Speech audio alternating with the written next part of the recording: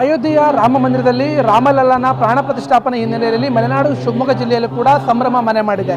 ಈ ಹಿನ್ನೆಲೆಯಲ್ಲಿ ಶಿವಮೊಗ್ಗ ಜಿಲ್ಲೆಯ ವಿವಿಧ ದೇವಾಲಯಗಳಲ್ಲಿ ಪೂಜಾ ಕೈಂಕರ್ಯಗಳು, ಹೋಮ ಹವನಗಳು ಕೂಡ ಜರುಗ್ತಾ ಇರುವಂಥದ್ದು. ನಾನೀಗ ಶಿವಮೊಗ್ಗದ BH ರಸ್ತೆ ಇರುವಂಥ ಮೈಲಾರೇಶ್ವರ ದೇವಸ್ಥಾನದ ಆವರಣದಲ್ಲಿದ್ದೇನೆ. ನೀವು ಕೂಡ ಗಮನಿಸಬಹುದು, ಒಂದು ಕಡೆ ಈ ಭಾಗದಲ್ಲಿ ಇಲ್ಲಿ ರಾಮತಾರಕ ಹೋಮ ಹವನ, ಸಾಮೂಹಿಕ ಜಪಯಜ್ಞ ಕೂಡ ನಡೀತಾ ಇರುವಂಥದ್ದು. ಬೆಳಗಿನಿಂದ ಕೂಡ ಪೂಜಾ ಕೈಂಕರ್ಯದಲ್ಲಿ ಭಕ್ತರು ಎಲ್ಲರೂ ಕೂಡ ಭಾಗಿಯಾಗಿ ಈ ಒಂದು ರಾಮತಾರಕ ಹೋಮದಲ್ಲಿ ಕೂಡ ಭಾಗಿಯಾಗಿದ್ದಾರೆ. ಅದೇ ರೀತಿಯಲ್ಲಿ ಶಿವಮೊಗ್ಗದ ಕೋಟೆ ಶ್ರೀ ಸೀತಾರಾಮಂಜನ ದೇವಸ್ಥಾನ ಇರ್ಬೋದು, ಜಯನಗರದ ರಾಮ ಮಂದಿರ ಇರ್ಬೋದು, ಜೊತೆಗೆ ಶಿವಮೊಗ್ಗದ ಎಲ್ಲ ದೇವರುಗಳು, ಸಿಗಂದೂರು ದೇವಸ್ಥಾನ ಇರ್ಬೋದು, ಜೊತೆಗೆ ಬಹುತೇಕ ದೇವಾಲಯಗಳಲ್ಲಿ ರಾಮನ ಪ್ರಾಣ ಪ್ರತಿಷ್ಠಾಪನೆ ಹಿನ್ನೆಲೆಯಲ್ಲಿ ವಿವಿಧ ಪೂಜಾ ಕೈಂಕರ್ಯಗಳನ್ನು, ಹೋಮ ಹವನಗಳನ್ನು ಕೂಡ ಮಾಡ್ತಾ ಇರುವಂಥದ್ದು. ಈಗ ಈ ಒಂದು ಮೈಲಾರೇಶ್ವರ ದೇವಸ್ಥಾನದ ಆವರಣದಲ್ಲಿ ಕೂಡ ಹೋಮ ಕೂಡ ಆರಂಭ ಆಗಿರುವಂಥದ್ದು. ಎಲ್ಲರೂ ಕೂಡ ಭಾಗಿಯಾಗಿದ್ದಾರೆ. ಈಗ ಇಲ್ಲಿ ನಮ್ಮ ಜೊತೆ ಮಾಜಿ MLC RK ಸಿದ್ದರಾಮಯ್ಯ ಅವರಿದ್ದಾರೆ. ಸರ್, ಇವತ್ತು ರಾಮ ಮಂದಿರದಲ್ಲಿ ಪ್ರಾಣ ಪ್ರತಿಷ್ಠಾಪನೆ ಆಗ್ತಾ ಇದೆ. ಈ ಹಿನ್ನೆಲೆಯಲ್ಲಿ ಸಾಕಷ್ಟು ಪೂಜಾ ಕೈಂಕರ್ಯಗಳನ್ನು ಇಲ್ಲೂ ಕೂಡ ಮಾಡಲಾಗ್ತದೆ. ಏನೆಲ್ಲ ಕಾರ್ಯಕ್ರಮಗಳು ಆಗ್ತಿದೆ ಸರ್ ಇಲ್ಲಿ?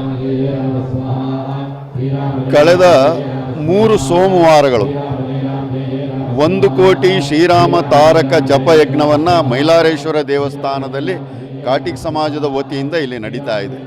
ಈಗಾಗಲೇ ಸುಮಾರು 70 ಲಕ್ಷದಷ್ಟು ಜಪಯಜ್ಞ ಮಾಡುವಂಥ ಕಾರ್ಯ ನಡೆದಿದೆ. ಅದೇ ರೀತಿ ಎಲ್ಲರೂ ಕೂಡ ಮಕ್ಕಳ ಆದಿಯಾಗಿ ಮಕ್ಕಳು ಕೂಡ ಇವತ್ತಿನ ದಿನ ಶ್ರೀರಾಮ ಜಯರಾಮ ಜಯ ಜಯರಾಮ ತಾರಕ ಮಂತ್ರ ಏನಿದೆ ಅದನ್ನು ಬರೆಯುವಂಥದ್ರ ಮುಖಾಂತರ ಇವತ್ತಿನ ದಿನ 1 ಕೋಟಿ ಜಪಯಜ್ಞವನ್ನು ಇಲ್ಲಿ ಮಾಡಬೇಕು ಅಂತ ತೀರ್ಮಾನ ಮಾಡಿ ಇವತ್ತಿನ ದಿನ ಹೋಮ ಹವನ ಎಲ್ಲ ಕೂಡ ನಡೀತಾ ಇರ್ತಕ್ಕಂಥದ್ದು ಮೈಲಾರೇಶ್ವರ ದೇವಸ್ಥಾನದಲ್ಲಿ.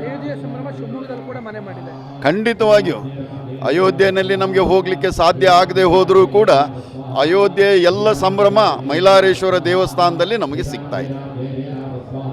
ಇದು ಇಲ್ಲಿನ ಭಕ್ತರೊಂದು ಅಂದರೆ ಮಾಜಿ MLC ಅವರ ಮಾತು. ಅಯೋಧ್ಯೆಯ ಸಂಭ್ರಮವನ್ನು ಮಲೆನಾಡು ಶಿವಮೊಗ್ಗದಲ್ಲೂ ಕೂಡ ಕಟ್ಕೊಳ್ಳೋ ಕೆಲಸವನ್ನು ಮಾಡ್ತಿದ್ದಾರೆ. ಎಲ್ಲರೂ ಕೂಡ ಭಾಗಿಯಾಗಿ ಈ ಒಂದು ಸಂಭ್ರಮದಲ್ಲಿ ಕೂಡ ಭಾಗಿಯಾಗಿದ್ದಾರೆ ಅನ್ನೋ ಮಾತನ್ನು MLC ಅವರು ಕೂಡ ಹೇಳ್ತಾ ಇರುವಂಥದ್ದು. ಕ್ಯಾಮ್ರಾ ಪರ್ಸನ್ ಮಹೇಶ್ ಜೊತೆ ನವೀನ್ ಪುರ್ದಾಳ್, TV5 ಶಿವಮೊಗ್ಗ.